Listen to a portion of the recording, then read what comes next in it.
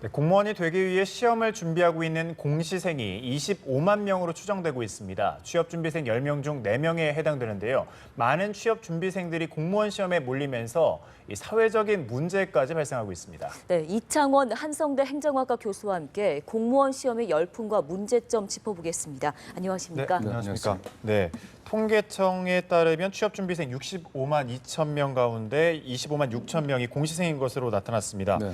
이 3명 중 1명이 이제 공무원을 준비하고 있다 이렇게 말해도 과언이 아닐 텐데 사회 경제적 손실이 크다는 말도 있고 경제적인 좀 부작용이 있다 이런 말도 있는데 어떻게 보십니까?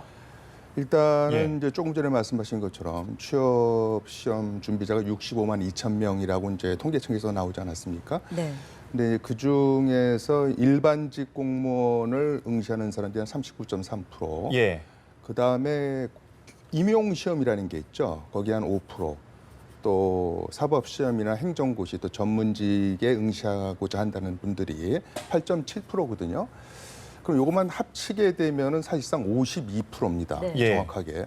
그럼 이걸 다시 한번 환산할 것 같으면은 30만이 넘는 숫자죠. 그러니까 이건 단순히 그리고 또 사실 학원가에 계신 분들 얘기를 들어볼 것 같으면은 사실상 한 40만이라는 얘기도 있어요. 예. 근데 이 숫자가 많은 것이 문제가 아니라 너무 지나치게 그 소위 취준생이라 그러죠. 취업준비생들이 공공 부분에만 치중한다는 것은 사회의 균형적 발전에는 좀 저해가 될 수 있는 거죠. 이제 하모니나 이런 예. 밸런스나 이런 측면에서 그런 측면에서 문제점을 지적하는 분들이 많이 있는 것 같습니다. 네. 수치를 보니까 그 기업 취업 준비하는 준비생들보다 공시생들이 한 2배 가까이 많다고 알려져 있잖아요. 어떤 의미입니까? 이제 이렇게 봐야 될 것 같습니다. 우리는 이제 어떤 공직에 대한 선호를 뭐 유교 문화에서도 찾고 여러 가지 하지만은 또 다시 이 모든 걸 반대 입장으로 생각해 보면요. 사실 민간 부분에서 취업한다는 것은 본인이 노력해서 취업이라는 결과를 얻는 거를 했을 때 네. 그것을 노력이 분모고 얻는 게 분자라고 한다면은 사실은 노력을 하면 할수록 취준생들이 이런 얘기 많이 하거든요. 한 번 더 읽을수록 취업 준비서를 행정법이다 이겁니다. 예. 한 번 더 읽을수록 시험에 붙을 확률은 그 비율만큼 늘어난다. 그래도 대한민국에선 가장 아직은 정직한 시험이다라는 인식이 깔려 있는 겁니다. 그런 측면에서 보면은 사회적 정의라든지 또 요즘 여러 가지 그 사회 지도층의 일탈행위 이런 것들이 있기 네. 때문에 뭐 특채라든지 그래도 이 공채 시험이 갖고 있는 장점이 내가 노력하면 그래도 그 비율만큼은 내가 취업이라는 결과를 얻을 확률이 높아진다는 측면에서 많은 취업 준비생들이 여기에 몰입하고 있는 거 아닌가 이런 네. 분석을 할 수 있을 것 같습니다. 다른 직종보다는 노력에 따른 결과가 좀 보상을 기대할 수 있다. 약간 이렇게 생각하는 거군요. 예. 많은 분들이 이렇게 생각하는 것 예. 같습니다. 이 공무원 시험 열풍이 사실 네. 어제 오늘 일이 아니잖아요. 언제부터 이렇게 열풍이 본격화됐다고 보십니까? 사실상 우리나라의 경제 그 성장이라든 것이 20, 30년 전만 하더라도 특히 뭐 제가 대학생일 때만 하더라도 7, 8% 정도 계속 고속 성장을 했습니다. 근데 요즘에 경제 성장이라든지 이런 것이 2%대에 머무르고 있지 않습니까? 그러니까 결국은 민간 부분에서 많은 취업 준비생들을 끌어들일 수 없다라는 것이 가장 큰 영향이 되는 거죠. 그렇기 때문에 아까 말씀드린 대로 그래도 내가 노력한 것을 얻을 수 있는 거의 마지막 보루다.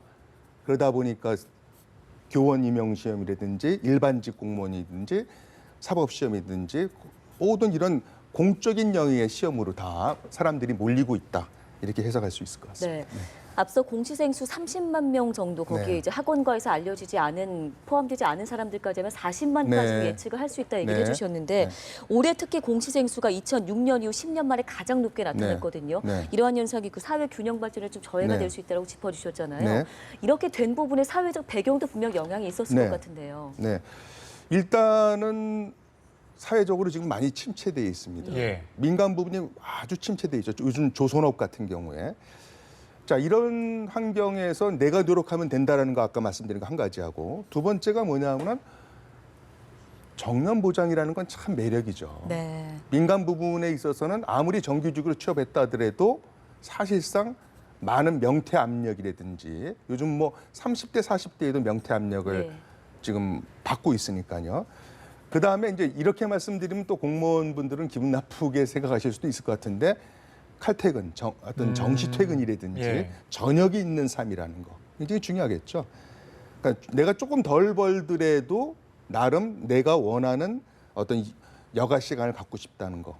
그다음에 더 중요한 것은 어쨌든 퇴직연금, 공무원연금이라는 것이 물론 연금 개혁 때문에 그 많은 그 보수가 많이 줄어들고는 있지만 어찌 되었든 정년 보장이라는 거, 그다음에 정시 퇴근이라는 거, 그다음에 공무원 연금이라든지 이런 걸 따지게 되면은 사실 민간 부분에 비해서는 어느 정도 여유 있는 삶을 누릴 수 있다라는 것이 많은 젊은 분, 요즘은 젊은 분뿐만 아니라 고등학생들도 벌써 그냥 바로 예. 공직으로 취업하고자 하고 또 요즘은 4.5정이라 그래서 45세, 40대, 50대의 그 정년으로 나온 분들이 많습니다. 네. 민간 부분에서 그분들이 재취업으로 또 공직 시험에 또 합류를 하고 있기 때문에 이렇게 따지면은 거의 모든 연령대에서 고등학생, 그다음에 대졸생, 네.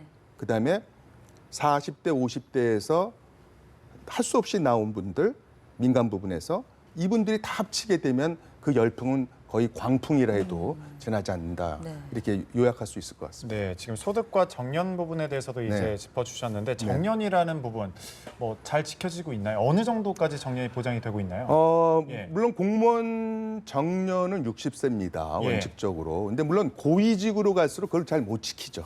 도리어 이제 5급 행시 출신이라든지 이런 분들일수록 사실상 또 눈에 보이지 않는 계급 정년이라든지 예. 또 고위직으로 갈수록 자리가 없지 않습니까? 네. 그러다 그러다 보니까 이제 중도에 나오는 분이 있지만 통계마다 조금 차이는 있습니다. 근데 대부분 볼 것 같으면은 9급에서 시작하는 분들 중에서 정년을 채우는 비율이 한 34% 정도 된다 그래요. 예. 그러면 그건 다시 얘기하면 세 분 중에 한 분 정도는 정년을 채운다는 채우고 얘기가 나오신다. 되겠고 예. 또 사실상 아무리 늦게 시험이 돼도 자기 연령대에 있는 분보다는 민간 부분에 있는 분보다는 4년 내지 5년 정도 더 근무하는 경우가 많습니다. 네. 그 얘기는 어떻게 보면은 생애 소득이 처음에 초봉은 적어요, 확실히 민간 부분보다. 그렇지만 생애 전체 소득을 따지게 되면은 일부 통계에 의한 2억 정도 더 번다는 얘기도 있어요. 예. 그 다음에 또 연금을 또 비교한다면은 국민연금과 공무원연금을 비교하면은 만일 80세까지 이제 사신다고 하면 한 2배 정도 받는다는 통계가 있거든요. 그러면 전체적으로 따지면은 공직으로 몰리는 게 어떻게 보면 굉장히 합리적인 선택이 될 수도 있다는 얘기죠. 들어갈 네. 때는 적게 받지만 전체로 보면 많이 받을 수 있다. 생애 말씀이신 전체로 거죠? 따지면 예. 그런 얘기죠. 네. 그렇다 보니까 공시생은 늘어나는데 되기는 점점 어려워지니까 네. 사회적으로 참 안타까운 현상도 많이 발생했거든요. 사건 사고 보면은 그 네. 공시생 취업 준비생이 정부 청사에 침입해가지고 성적까지 조작하고요. 네. 시험지 출제도 미리 유출까지 하고 네. 이런 현상들까지는 어떻게 저희가 해석할 수 있을까요? 요즘 많이 보고 계신 예. 반칙이 통하는 사회를 그대로 반영하고 있는 것이죠. 얼마나 예. 절실했으면이라고 생각할 수 그러니까 있을까요? 절실하다는 것도 있고 어떻게 해서든지 결과만 좋으면 된다라는 예. 그렇죠. 그러다 보니까는 이런 반사회적이고 일탈된 행동까지 하면서 공직을 어떻게든지 가고야 말겠다 이런 현상이 일단 벌어지는 들고 보자. 그런 얘기죠. 예. 네. 네. 또 그런가 하면 또 공시생들 중에서 자신의 처지를 좀 비관하고 네. 뭐 투신하거나 자살하는 사람들도 있는데 네. 좀 실제로 이렇게 우울감을 느끼는 공시생들이 많다고 들었는데 네. 어떤 대책은 없습니까? 근데 예. 우리가 보통 고시폐인이라는 얘기도 있고요. 예. 그다음에 공시포기자 이런 분들이 많은데 사실 이 어떤 그 공채로만 통해서 공무원들 우리는 주로 그렇게 얻고 있거든요. 공직 채용을. 근데 외국 같은 경우에는 사실상 경력직을 민간 부분에서 데려오는 경우도 많이 있어요. 예. 그다음에 입직 경로가 상당히 다양합니다. 어. 우리처럼 오로지 799 같은 경우는 뭐 객관식 시험이라든지 그다음에 5급 뭐 행정고시나 뭐 사법시험이나 뭐 이런 그 전문직 같은 더 상위직 같은 경우 기본적으로 어떤 정규 시험 이외에는 허용을 하고 있지 않지 않습니까?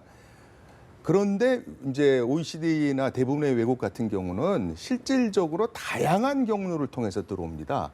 그러다 보면은 민간 부분에서 경험을 쌓고 그거를 기반으로 해서 들어오는 것이 결국은 어떻게 보면 국가 행정 조직에 더 도움이 되는 경우도 많이 있거든요. 예. 다만 이제 거기서 문제가 되는 것은 공정성이겠죠. 이제 우리 과거에 그런 일이 많이 있지 않았습니까? 특채라든지 경채라든지 이런 경우에 우리가 받아들일 수 없는 공정성의 문제 예. 시비가 예. 있기 때문에 그런 것을 빨리 해결하고 입직 경로를 다양화하는 것이 필요한 조치가 아닌가.